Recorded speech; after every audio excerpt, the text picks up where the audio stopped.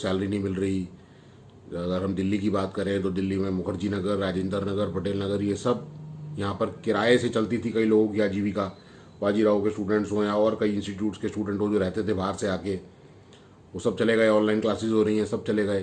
तो वो उनकी जो दाल रोटी चल रही थी किराए से, वो अब किराया नहीं आ रहा है। तो वो भी एक तरीके से कोरोना पीड़ित हैं, कोरोना पीड़ित। जो छोटे मोटे ढाबे, टी स्टॉल, जूस की दुकान, किताबों की दुकानें, स्टेशनरी शॉप्स वगैरह, ये सब भी बंद हैं क्योंकि स्टूडेंट ही नहीं है, तो ये सब खाएगा कौन, लेगा कौन। तो वो भी पीड़ित हैं कोरोना से। तो स्थिति बड़ी गंभीर है। फिर भी उम्मीद की किरण है कि ये साल जाते जाते खुशियां दे जाएगा। और कारोबार में भी इस समय आप ज़्यादा एम्बिशियस ना हो तो अच्छा है। दाल रोटी भर का खर्चा भर का निकल जाए तो गनीमत है। इस साल तो आपको तसल्ली करनी पड़ेगी उसी से ही।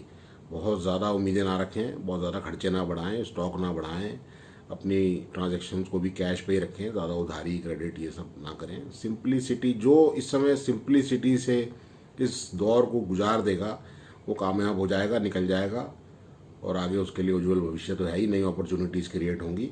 और जो इस समय थोड़ा ज़्यादा रिस्क लेने की कोशिश करेगा उसको नुकसान हो सकता है, इसलिए थोड़ा ध्यान रखें।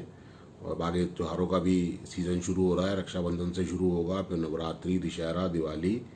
तो त्योहारों से भी ज़्यादा अपने कारोबार में उम्मीद ना रखें कि दिवाली में और इधर रक्षाबंधन वगैरह में होलसेल मार्केटों में कारोबार होता है। इस साल थोड़ा संयम ही रखें, उम्मीद कम, और जो मिल जाए वो प्रभु का शुक्र है।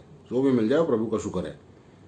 शादियों का सीज़न अभी गया, फर्नीचर वालों का सीज़न चलता है, शादियों में बैंड बाजे वालों का सीज़न चलता है, बैंड बाजा, बारात, बैंक्वेट, सब बेचारों का नुकसान हो गया।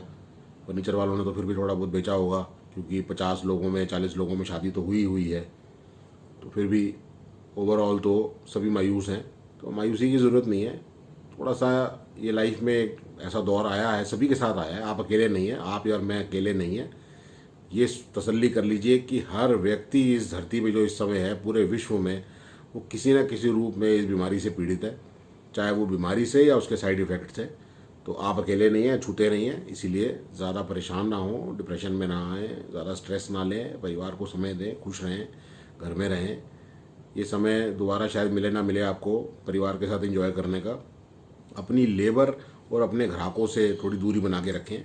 कोई भी कारोबार की ट्रांजैक्शन करते हैं, कुछ भी करते हैं, थोड़ा डिस्टेंस बना के रखें, सैनिटाइजिंग का ध्यान रखें, मास्क लगा के रखें। बीमार नहीं होना है। ये मौसम भी ऐसा है, सावन के महीने में, ये दिनों में, सावन के महीने में, ये दिनों में खांसी, जुकाम, बुखार वैसे भी होता है। तो ये ना मान लें कि कोरोना हो गया आपको। अपने फैमिली डॉक्टर को संपर्क करें, घर ही में इलाज करें, काढ़ा पिएं, चाय गर्म पिएं, कॉफ़ी पिएं, थोड़ा गर्म का सेवन करें, अपना गला ठीक रखें, मेन नाक ठीक रखें। और टाइम टाइम पे ये चेक करते रहें कि आपको स्वाद आ रहा है मीठे का, नमकीन का, ये फ़र्क पता चल रहा है आपको। अगर ये सब हो रहा है तो इसका मतलब आप अभी तक बचे हुए हैं, नाक में सूंघने की शक्ति है। ये सब चीज़ों का ध्यान रखें।